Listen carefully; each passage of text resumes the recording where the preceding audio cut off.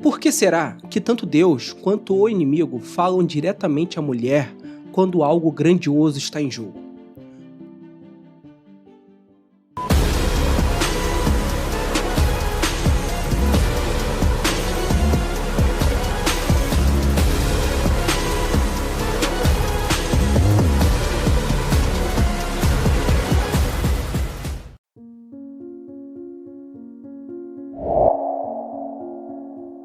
O que torna a influência dela tão poderosa a ponto de moldar destinos inteiros? E mais, será que a história de Eva no Éden foi apenas o início de um padrão espiritual muito maior? O que podemos aprender de Dalila, que levou Sansão à ruína? O que faz com que a mesma força que pode edificar vidas seja, às vezes, usada para a destruição? Neste vídeo, vamos mergulhar fundo na Bíblia para entender as dinâmicas espirituais por trás dessa influência. Vamos explorar o chamado de Deus para a mulher como auxiliadora e as responsabilidades que vêm com esse papel. Será que estamos usando esse poder de forma sábia e conforme os propósitos de Deus? Ou estamos sendo distraídos pelas sutilezas do mal? Acompanhe até o final e descubra como histórias de mulheres da Bíblia podem revelar algo essencial para nossas vidas hoje e como talvez Deus esteja chamando você a usar sua influência para transformar o mundo ao seu redor. Em Gênesis 3, vemos que a serpente dialoga diretamente com Eva e ela, por sua vez, convence Adão a comer do fruto proibido. Isso demonstra como a mulher tem acesso ao coração do homem, como a voz é capaz de encantar, pois Adão sabia das instruções de Deus, mas escolheu seguir Eva. Esse acesso foi usado para o bem ou para a queda? A influência pode levar tanto à obediência quanto ao pecado. Você já se perguntou como algo aparentemente pequeno pode ter um impacto eterno? Lá no Éden, em meio à perfeição criada por Deus, uma sugestão de dúvida foi o suficiente para mudar o destino da humanidade.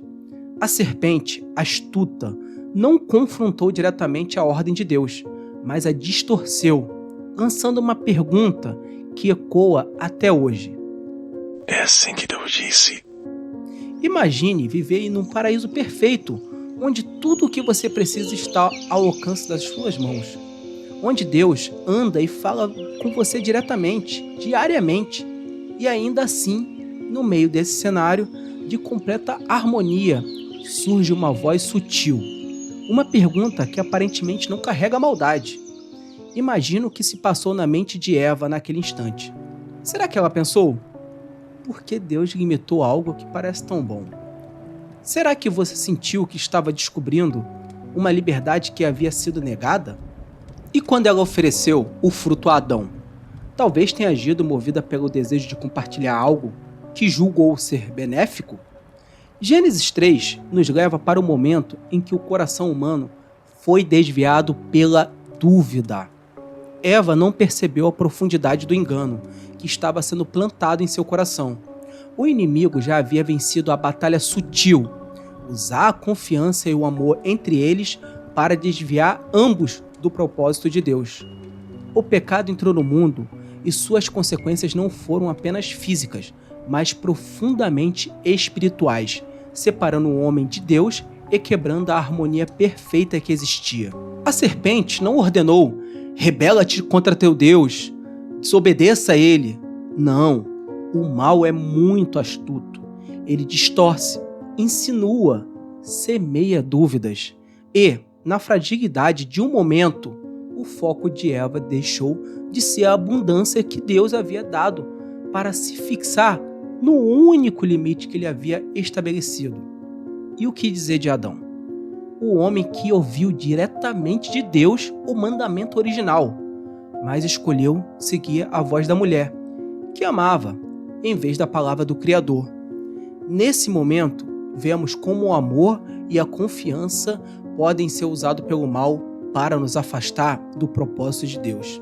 E neste vídeo, vamos refletir sobre como essas sutilezas do inimigo continuam agindo hoje, como ele usa aquilo que é natural, bom e até sagrado, relacionamentos, emoções, confiança, para nos levar às escolhas que parecem inofensivas, mas trazem consequências devastadoras.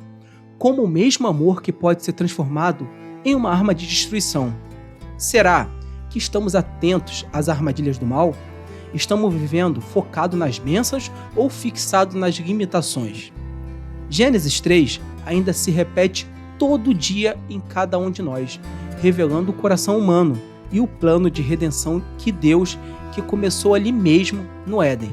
Acompanhe a minha reflexão e descubra como podemos identificar e vencer as estratégias do inimigo, mantendo nosso foco na abundância das vitórias de Deus, em vez de nos perdermos nos limites que Ele, em sua sabedoria, já distribuída. Vamos para outro grande exemplo, a história de Sansão e Dalila, em Juízes 16. É um retrato nítido de como o mal pode usar a proximidade, o amor aparente e a confiança para destruir um homem, uma missão e até mesmo o destino de um povo. O relato de Sansão e Dalila, escrito nas páginas de Juízes 16, não é apenas uma história de traição entre um homem e uma mulher, mas um alerta profundo sobre como o coração humano, quando desprotegido, pode se tornar vulnerável aos enganos mais sutis. Dalila, uma mulher de beleza e persuasão, parecia ser tudo o que Sansão desejava, mas por trás de seus gestos e palavras havia uma intenção obscura: entregá-lo aos filisteus em troca de prata. No entanto, será que Dalila era apenas uma vilã buscando riquezas? Dalila representa mais do que uma mulher em uma história antiga. Ela simboliza as influências externas que, disfarçadas de amor ou necessidade, tentam nos desviar do nosso propósito. Ela foi motivada por ganância, subornada pelos filisteus, e talvez acreditasse que sua traição traria algum tipo de benefício imediato. Mas Dalila também foi usada pelo inimigo. Mesmo sem perceber a profundidade espiritual do que estava fazendo, muitas vezes somos como Dalila, movida por desejos egoístas, sem perceber que estamos contribuindo para algo maior do que nossos interesses imediatos. E Sansão, um homem escolhido por Deus, dotado de uma força divina, mas vulnerável aos seus próprios desejos. Porque ele não enxergou os sinais. Será que ele acreditava que sua força o tornava invulnerável até mesmo à traição? Dalila não precisava usar violência ou ameaças. Suas armas eram a persistência e a manipulação emocional. Dalila dizia: Como dirás que me amas, se não estás comigo de coração? Essas palavras cheias de artifício levaram Sansão a abrir mão do segredo que o ligava ao seu propósito de Deus. Sansão, ao revelar o segredo da sua força, não apenas perdeu o cabelo, que era um símbolo da sua aliança com Deus, mas também perdeu a presença do Espírito Santo em sua vida. Foi capturado, teve os olhos arrancados e tornou-se escravo dos filisteus. Ainda assim, há algo poderoso aqui. Mesmo na sua ruína, Sansão encontrou redenção. Ele orou: Senhor Deus, lembra-te de mim. Dai-me força só dessa vez. E Deus, misericordioso, o ouviu. Sua força foi restaurada para que ele cumprisse um último propósito. Isso nos ensina que, mesmo quando falhamos, Deus nunca nos abandona. Ele é fiel para nos restaurar quando nos arrependemos e clamamos por sua ajuda. Imagine Jesus te perguntando: quem ou o que tem sido a Dalila em sua vida? Quais são as vozes que, com sutileza, têm tentado desviá-lo do caminho de Deus? E ao mesmo tempo, quero que reflita: será que em algum momento você também foi Dalila na vida de alguém? Será que consciente ou inconscientemente você já manipulou ou desviou alguém da sua caminhada com Deus? Peço que você olhe para o exemplo de Sansão e Dalila e veja o chamado de Deus para a vigilância, sabedoria e discernimento. O mundo está cheio de influências que se mascaram de amor, mas têm interesses destrutivos. Não deixe que as emoções falem mais alto do que a voz de Deus em sua vida. E lembre-se, mesmo quando caímos, a graça de Deus é maior. Ele nos levanta, nos restaura e nos chama de volta para a sua presença. Hoje, peça a Deus para que proteja seu coração e a sua mente contra as influências que tentam te desviar. E, se você sente que já foi como Sansão ou Dalila, ore comigo. Senhor, dá-me discernimento para considerar o mal, mesmo quando ele vem disfarçado de boas preocupações. Perdoe minhas falhas e usa-me para cumprir o teu propósito. Assim como Sansão encontrou força em ti no momento final, eu confio que minha força está em ti, não em mim mesmo. E agora, sinta-se em paz, sabendo que Deus caminha com você. E lembre-se, vigiai e orai, pois o inimigo é astuto, mas o amor de Deus, o cuidado por você é muito maior. Vamos continuar? Deus sabe tanto que deixou muitos exemplos sobre esse nosso assunto, para que você se identifique com algum e saia da mão do inimigo, não caia. E vamos para a história de Jezabel e Acabe. Ela é descrita em 1 Reis, capítulo 21. Encontramos um exemplo muito profundo e inquietante de como a influência do mal direciona para corromper até mesmo os que parecem inabalável. Jezabel não apenas encorajou o pecado de Acabe, mas o guiou de forma deliberada para longe da justiça de Deus e arrastando uma nação inteira para as consequências da sua maldade. Acabe, como rei de Israel, tinha tudo: poder, autoridade e a responsabilidade de liderar o povo segundo os caminhos do Senhor. Mas, quando desejou a vinha de Nabote e ouviu não, ele reagiu como uma criança mimada, não como líder escolhido por Deus. E a palavra de Deus diz assim, 1 Reis, capítulo 21, versículo 4. Acabe foi para sua casa aborrecido e indignado, deitou-se na sua cama, voltou o rosto e não comeu o pão. Aqui vemos um retrato da fraqueza de caráter de Acabe. Em vez de buscar a orientação de Deus, ele permitiu que seu descontentamento o cegasse. Ele abriu o espaço para que Jezabel entrasse com sua manipulação destrutiva. Nabote era um homem simples, mas honrado. Ele possuía uma vinha em Jezreel, próximo ao palácio do rei Acabe. Essa vinha não era apenas um pedaço de terra, era uma herança de seus antepassados, um símbolo do pacto entre Deus e o povo de Israel. Na lei de Deus, havia uma ordem clara sobre as heranças. A terra não será vendida para sempre, porque a terra é minha, pois vós sois estrangeiros e peregrinos comigo. Levítico capítulo 25, versículo 23. Nabote sabia que a vinha era sagrada, não apenas para ele, mas como um testemunho da fidelidade de Deus. Ele não poderia vendê-la sem quebrar a lei divina. Acabe desejava a vinha de Nabote porque ela era conveniente. Ele queria transformá-la numa horta, já que estava ao lado de seu palácio. Esse desejo revela o coração de Acabe. Ele não valorizava o significado espiritual da terra. Via apenas privacidade e conforto pessoal. Ao oferecer a Nabote dinheiro ou uma troca, Acabe esperava resolver a questão rapidamente. Mas a resposta de Nabote foi firme e transmitida de reverência a Deus. Guarda-me, Senhor, de que eu te dê a herança de meus pais. Acabe, frustrado e humilhado, reagiu como uma criança, como já descrevemos acima. E aí, Jezabel viu na fraqueza de Acabe uma oportunidade para exercer o controle. Suas palavras, cheias de desprezo pela fraqueza do rei, foram claras. Você agora não é o rei de Israel? Levante-se, coma e alegre-se. Eu lhe darei a vinha de Nabote. Jezabel não hesitou em usar meios injustos para alcançar seus objetivos. Jezabel escreveu cartas em nome de Acabe, selando-as com um selo real. Esse selo era o símbolo da autoridade máxima do reino. Assim, ela usou o nome e o poder de Acabe para executar a sua vontade. Jezabel tentou que fosse proclamado um jejum. Isso era uma ironia cruel, um ato religioso para encobrir uma intenção corrupta. O esperado deveria sugerir que algo grave havia acontecido, mascarando suas verdadeiras preocupações. Jezabel instruiu os líderes da cidade a colocar Nabote em uma posição de destaque e contratar 2 testemunhas falsas, que o acusariam de blasfêmia contra Deus e o rei. Isso estava totalmente em linha com a lei mosaica, que foi preservada pelo menos 2 testemunhas para condenar alguém.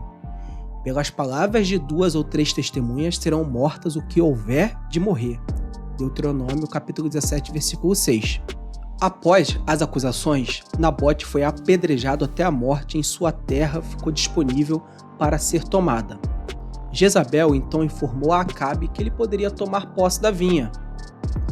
Talvez ela tenha se convencido de que os fins justificavam os meios. Em sua mente, proteger o poder e satisfazer o desejo de Acabe era mais importante do que qualquer princípio de justiça ou piedade. Sua lealdade estava nos deuses pagãos e não no Deus de Israel. A integridade tem um preço, mas é recompensada por Deus. Nabote poderia ter cedido a oferta do rei, mas manteve sua posição honrando a Deus e a sua herança. Embora tenha perdido a vida, seu testemunho de fidelidade é eterno. Acabe tinha poder, mas era espiritualmente muito fraco. Jezabel usou essa fraqueza para manipular e corromper ainda mais o seu coração. Líderes sem submissão a Deus podem se tornar instrumentos de grande injustiça. Jezabel usou um jejum, algo que deveria ser sagrado, como uma fachada para seus interesses malignos. O mal muitas vezes se disfarça de humildade para enganar. A ruína de Jezabel e Acabe foi, claro, inevitável, porque Deus é justo e não ignora o pecado. Por meio do profeta Elias, Deus declarou: no lugar em que os cães lamberam o sangue de Nabote, ali lamberão o teu próprio sangue. Acabe, confrontado por essa palavra, humilhou-se e recebeu um adiamento do juízo.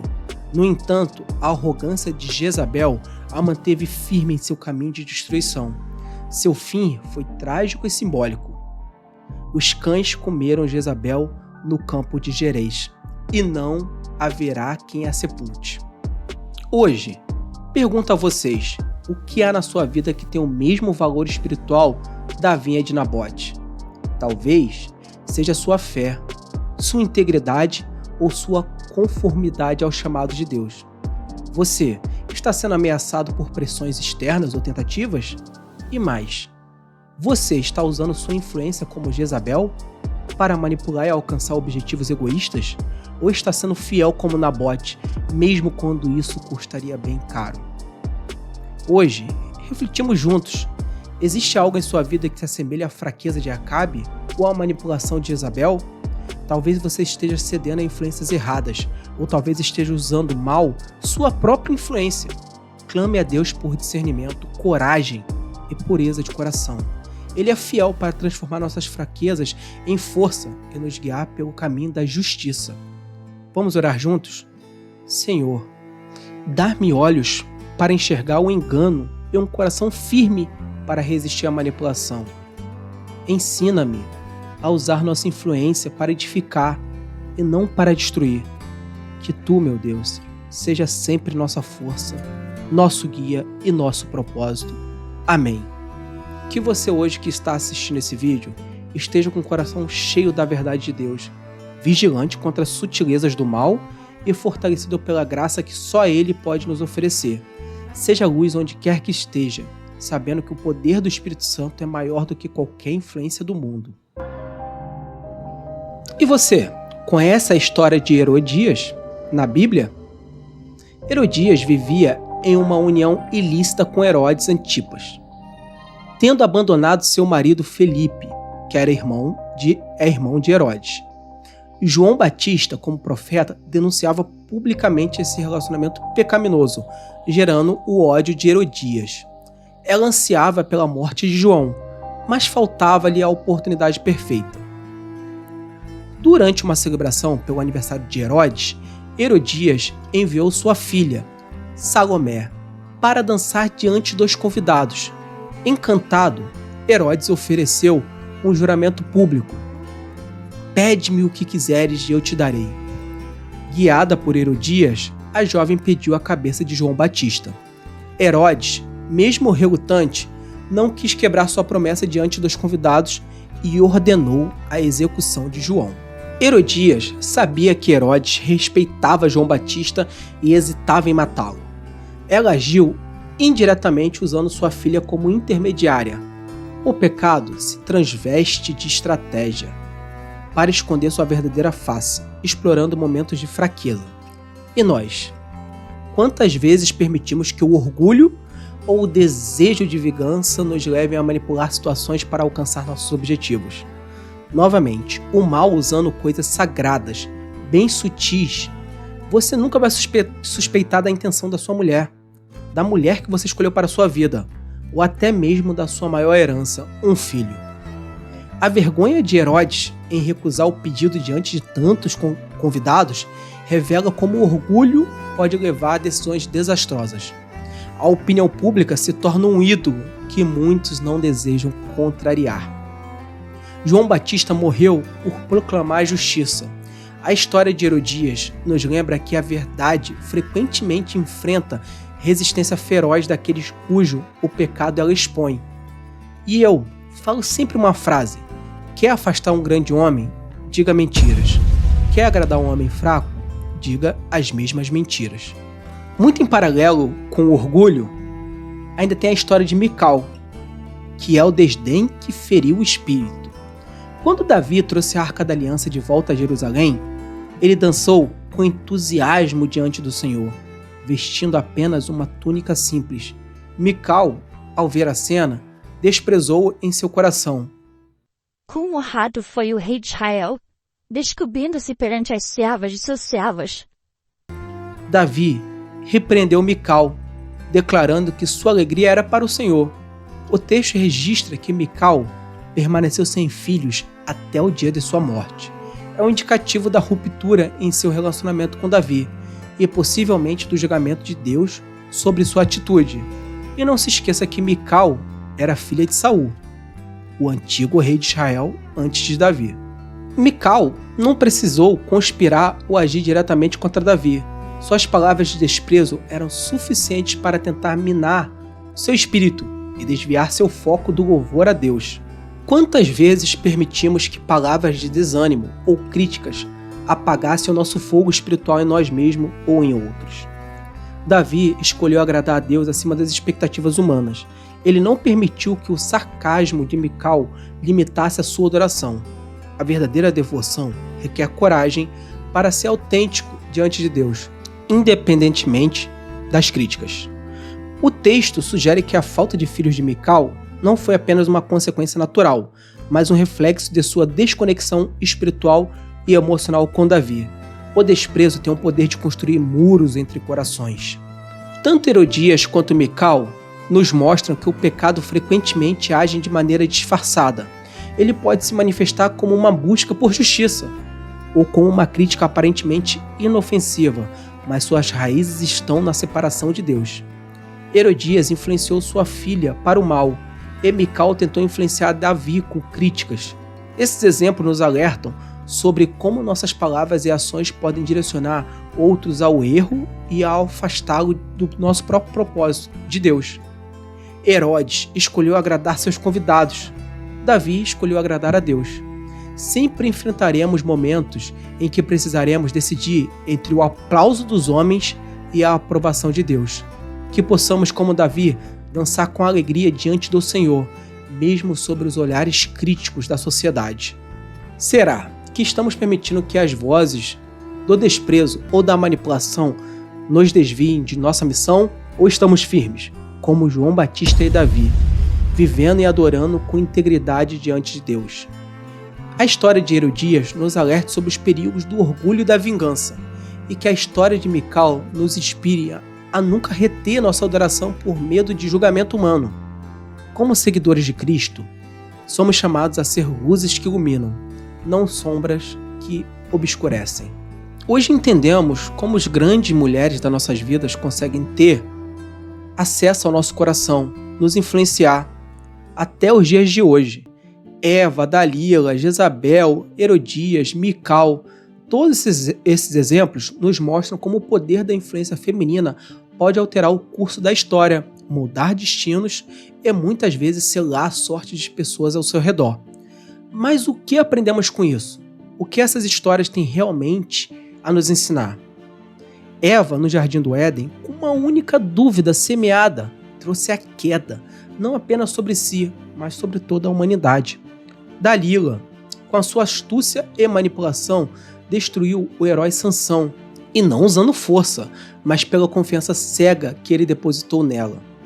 Jezabel, com sua arrogância, corrompeu o rei Acabe e mandou matar um homem justo, Nabote, apenas para satisfazer sua própria ganância. Herodias, movida pela vingança, utilizou sua filha para pedir a cabeça de João Batista. Cada uma dessas mulheres teve o poder de influenciar os homens ao seu redor, para o mal. Mas o que realmente estava em jogo? Não era apenas uma questão de poder sobre os outros, mas uma questão de como essas escolhas afrontam ou glorificam a verdade de Deus. O mal não vem sempre de fora. Ele muitas vezes é semeado de dentro, na dúvida, na mentira, na manipulação disfarçada de amor ou confiança. Satanás, astuto, não precisa ser explícito. Ele se disfarça de muitas formas, tornando-se difícil de identificar.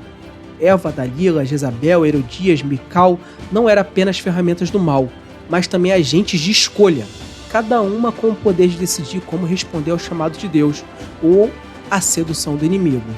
É, no entanto, a história de mulheres que, ao contrário, escolheram ser fiéis ao propósito de Deus. E você pode assistir todo o lado oposto no próximo vídeo. As mulheres que não se deixaram corromper pela tentação, mas usaram sua influência para promover a justiça, a misericórdia e a bondade. Portanto, assista o próximo vídeo. Mas antes, uma pergunta para você que nos acompanhou até aqui. Como você tem usado sua influência? Seja você homem ou mulher, todos nós somos influenciadores em algum nível. A pergunta é: estamos usando nossa influência para edificar ou para destruir? Para aproximar ou afastar os outros de Deus? Que as escolhas têm consequências eternas. Este é o poder da influência. O impacto de nossas escolhas vai muito além de nossos próprios destinos. O que estamos construindo com nossas palavras, ações e decisões?